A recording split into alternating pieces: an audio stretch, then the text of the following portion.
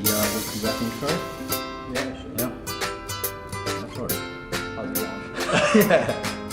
Hey guys, how are we? Welcome to Walk the Talk Weekly Wrap 2.0. 2.0. So we're going to be bringing these episodes to you once a week. So Jake and I, you get to know what our lives are in, what is happening in it on a weekly basis for us both, because it's we're cramming a lot in a week, whether it be training, food, your studies, business side of things as well. So nice Absolutely. and busy, and then whether we're training together or not, it's just good to catch up and go over a few things, nutrition whilst training, obviously. Yep. What our clients have been up to, any issues in the week as well. Yep.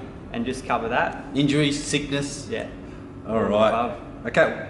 Well, speaking of sickness, Jake's been hammered by it was a little stomach just got a bug, little or- bug that I caught from a housemate, so thanks for that. That was awesome.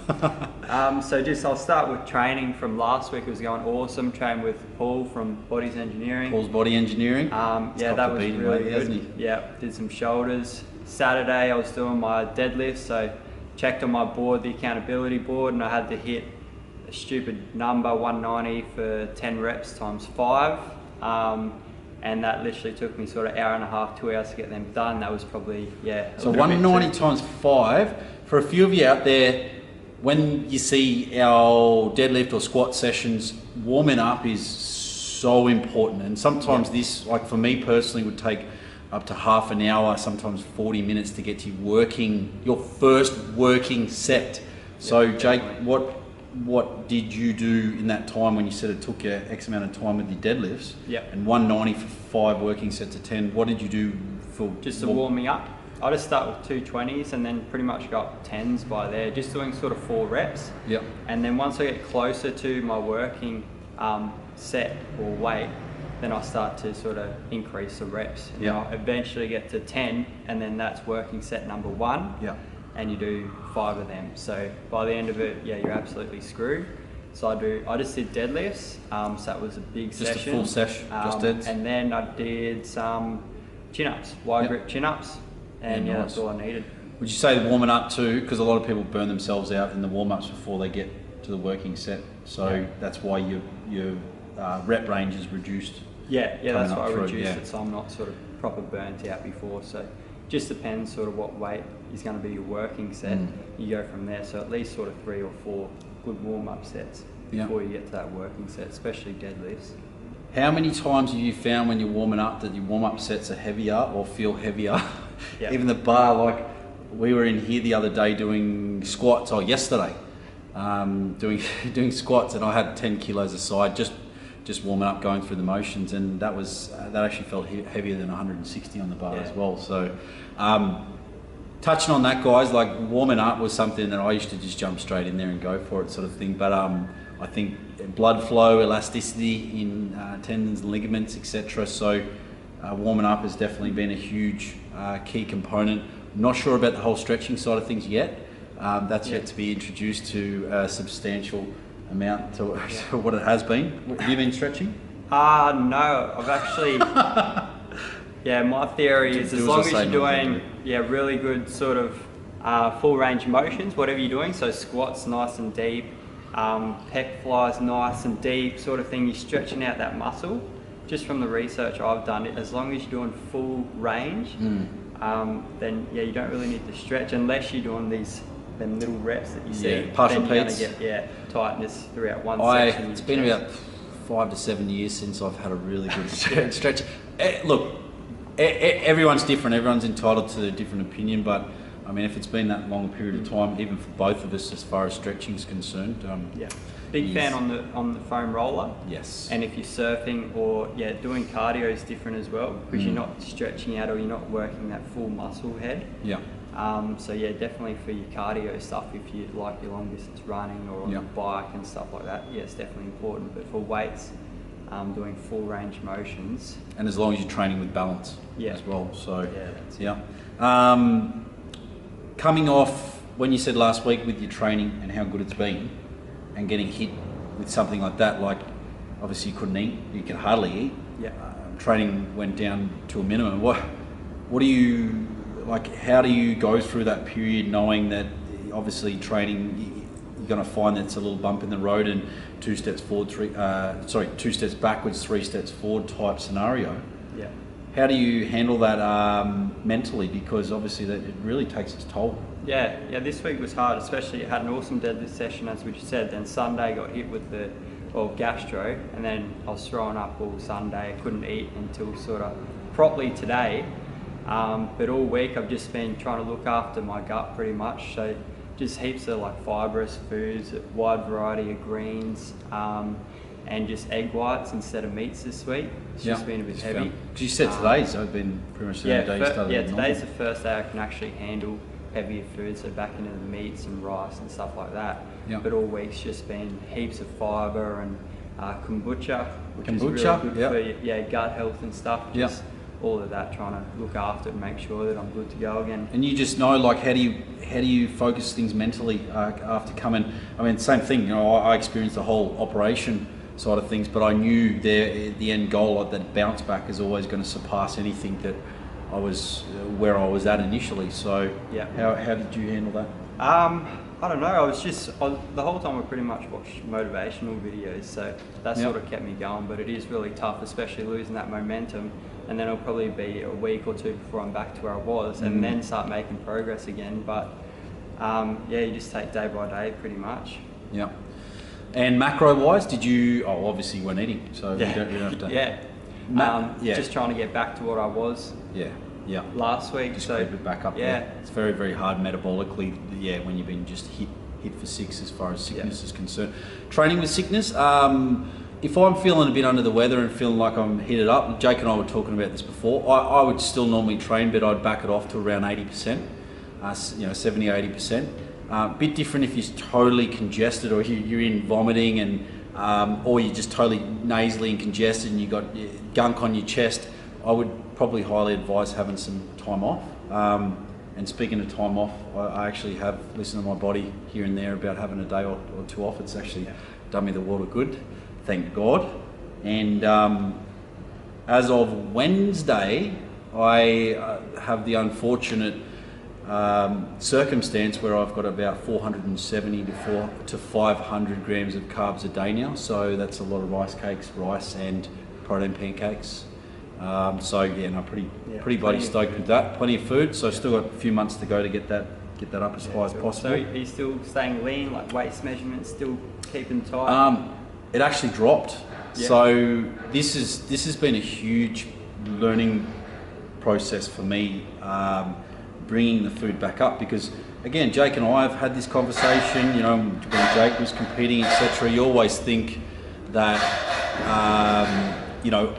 off season is a time where you kind of let yourself go a little bit, or you're sort of in that bulking phase. And through this period, it's been a good solid just over a year, I reckon, of really trying to bring my food up to enable my body metabolically to cater for it and keep the body fat side of things under control. So I've found as the food's gone up, my body's actually responded better, and it's kept me in a calorie surplus, being very, very important for muscle growth, and that's been the main aim, through this off-season period. But in the whole process, taking into account weekends and being strategic about what I'm doing on the weekends and not having ridiculous blowouts. I mean, we're as bad as each other as far as that's concerned. Used to be. But yeah, surprisingly, I'm finding that the weight is quite steady as the food's going up, but my body fat's been coming down. Everyone's different, but I've been very, very particular as far as attention to detail and really pulling in what I might have been doing on weekends as far as alcohol consumption or dirty cheat meals sort of thing. And I've found this is a very, very unbelievable learning experience, and taking the dirty bulk or off-season physique, it's put a whole different light on that side of things as well.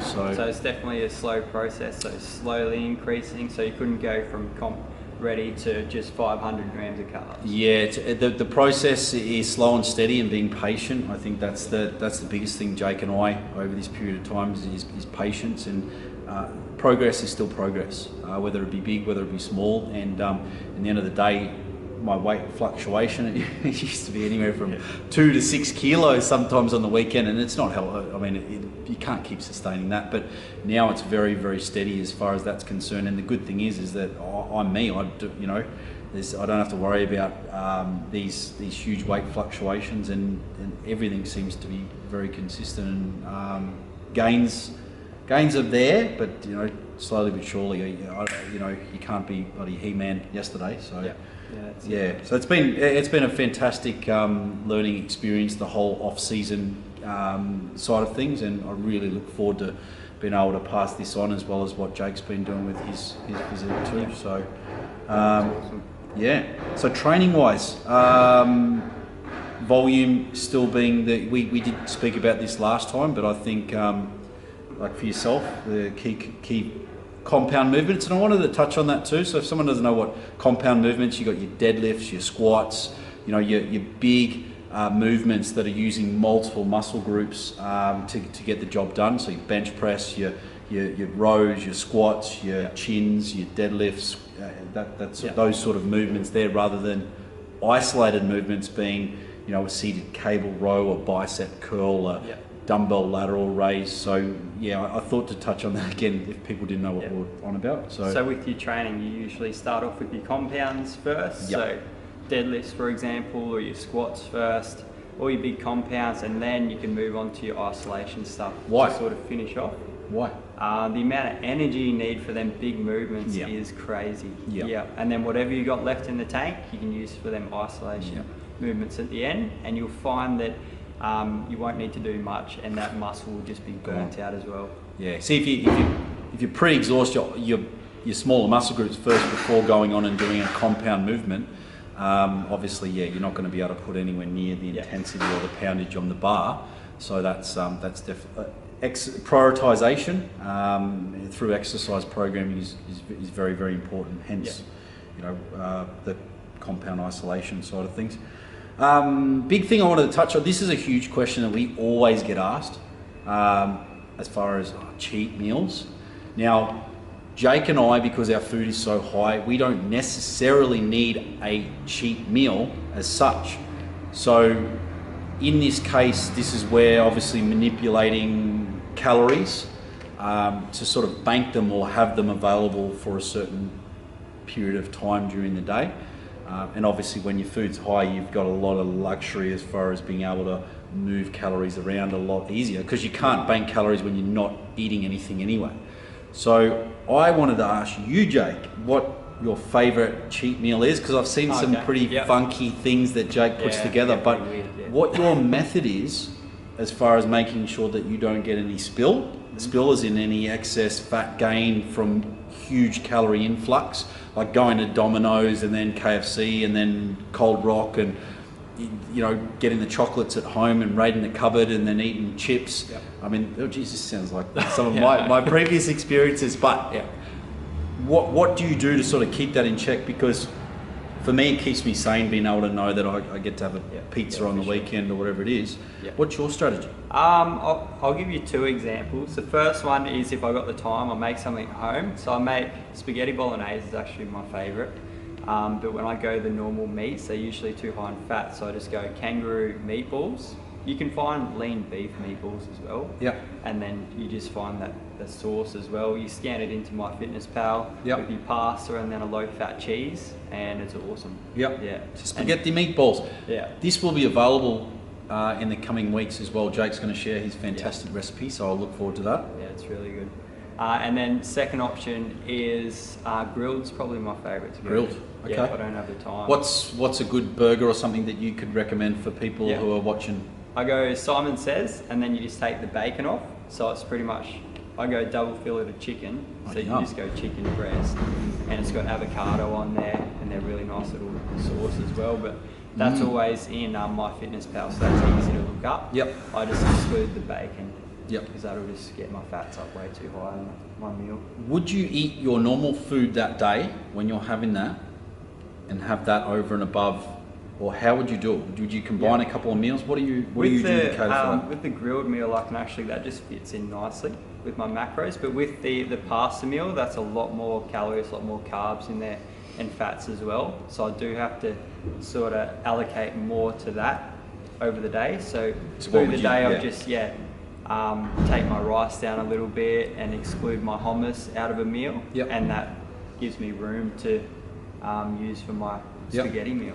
So basically you're robbing certain calories or carbs from all those meals before and bringing it to the end so that you're not excessively overspilling or just a huge influx of calories, and you're not having any sort of massive calorie influx for one meal sort of thing. So that's our sort of cheat meal, but really we still hit our numbers.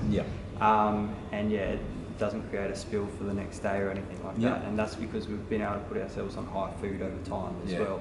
The luxury of being patient and reverse dieting is phenomenal, because do you feel like you're missing out on anything at the moment because of, you're still tracking things and being very food conscious? Do you feel like you're missing out? No, absolutely not. No? Every meal is delicious. So I think things are sort of changing now from old school bodybuilding meals, chicken and rice and broccoli, to we're having like pancakes, blueberries, peanut butter, chocolate mousse, stir fries and spaghetti bolognese and pizzas. Grilled, it's awesome. Subway, you can definitely make that fit too. So especially the flexible dieting side of things, you literally just don't feel like you're on a diet. I am obsessed with pizza. So for those who don't know me, you'll begin to find out my pizza obsession. It's just plain and simple. I don't know, I must have Italian blood or something along those lines in there. And my food is so high at the moment. Obviously my pizzas will be a little bit different to those who have a little bit lower food. But what I do is very, very similar to Jake, is that I'll rob a lot of calories from my previous meals. And then I'll actually have, instead of 5 meals that day, I'll have 4. So I've got meals 4 and 5 combined. And when you've got quite high macros or proteins, fats and carbs to deal with daily, the level of pizza creativity is absolutely unbelievable. And I do not feel like I'm missing out whatsoever. And it's something that keeps me sane every week, and again, I don't get any spill. I don't have to clean up. I mean, it used to take you and I after a cheat meal Thursday to the next week to get our weight down, and then we'd have one day of progress. What was the old cheat meals that you were having? I don't even know if I should be sharing this with you, but I had 2 hash browns, 3 bacon egg McMuffins, 1 sausage and egg McMuffin. And then while I was doing that, I was calling the pizza place while I was going through drive-through and ate all that. That'd be on broke now. I had a large cheese garlic pizza, a large meat lovers, and then Krispy Kreme donuts with connoisseur ice cream. And that's the definition of stupidity. And I learned the hard way that way. Progress was very, very hard to come by. It was minimal. But we're pretty much training all week to get it off. And what about yours? Mine was pretty much drive through to Macca's on the way to Indian curry bowl at one. That was amazing.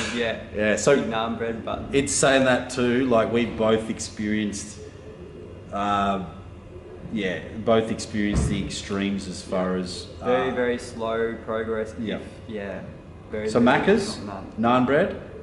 Naan bread, and then my Indian bowl, like a full rice thing. And how many calories did you say that ended up? Mine was about 7,000, which is like probably 2-3. It was about 3 days at the time.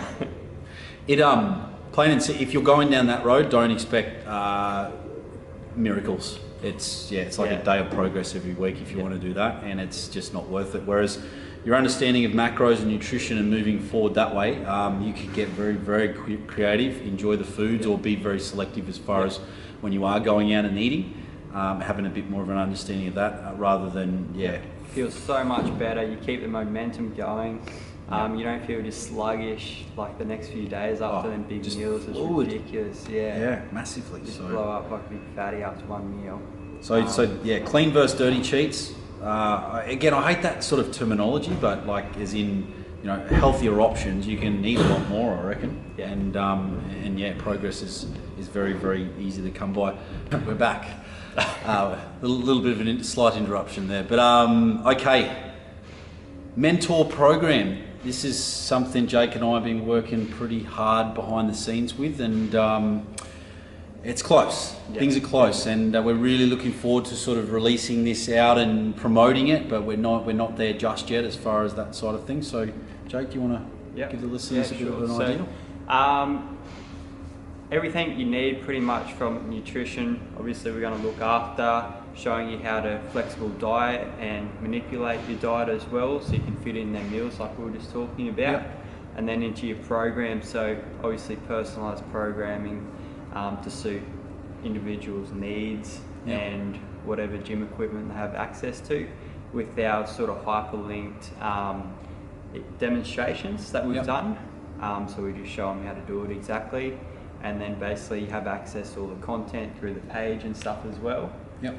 And recipes, plenty of recipes, weekly check-ins. I mean, this is something Jake and I do with our guys already, but it doesn't matter what you tell us, you got to answer that tape, and that tells all. The numbers don't lie as far as that. But I think the educational process. So it's a 10-week intake that we're going to have, and it's all about providing you guys, whether you're the very beginner to someone who's reasonably advanced, all the education and tools you need individualized to you to get you to where you want to be. And not only that, you get a community, you get us, and as I said, there's not really one scenario Jake and I haven't dealt with over the years. And not only that is that we walk the talk ourselves, we practice what we preach. We wouldn't put you through anything we wouldn't do ourselves or trial ourselves. Yep.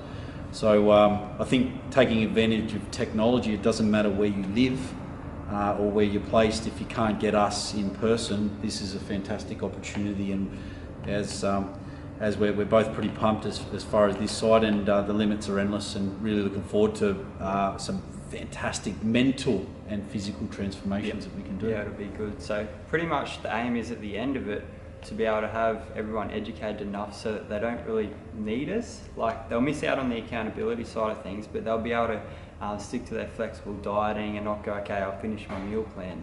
Now what? Yeah. Because I've seen that's been a big issue with other programs. You're on a meal plan and then you finish and you don't know what to do with yourself then. Yeah. Doesn't give you any longevity. So, excuse the noise. Let's talk website progress. It's getting so close now as far as that's concerned. We're just making sure we got plenty of content on there. Everything from the actual specialized training guides to recipes to blogs to basically everything that you would ever need, and also a proper member section as well. So, Jake, from just can't get over this. Great timing. So basically it'll be a page where you can done. Access to all your recipes that are linked with all the videos, and how to make it with descriptions and stuff like that, and into your program section, into your videos of just us going over topics. And so that's coming together quite nicely. That should be ready. Very, very, very close. So looking forward to that. It's just another extension of us. It's basically putting all our knowledge and understanding in our brains combined on an online platform for you guys to access and gain knowledge and understanding as far as what you need to get the job done.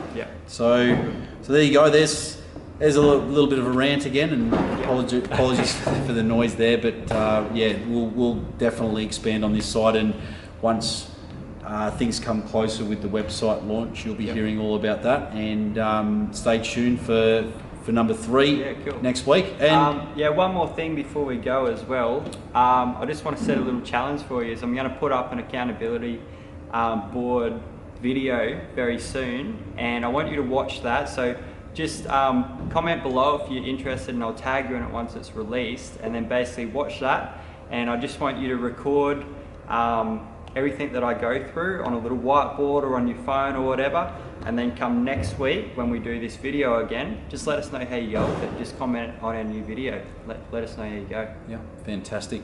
And if as well, don't forget to follow us on Instagram. It's at, all one word, Walk the Talk Legacy. So don't forget to follow our page, and there's plenty of news and events going up on there as well. Yeah, cool. Thanks, also, guys. yeah, just let us know how you went this week as well. We want to hear how you did in the gym, your nutrition, how it went overall, pretty much as well. Yeah. All good. Thanks, guys. Stay tuned.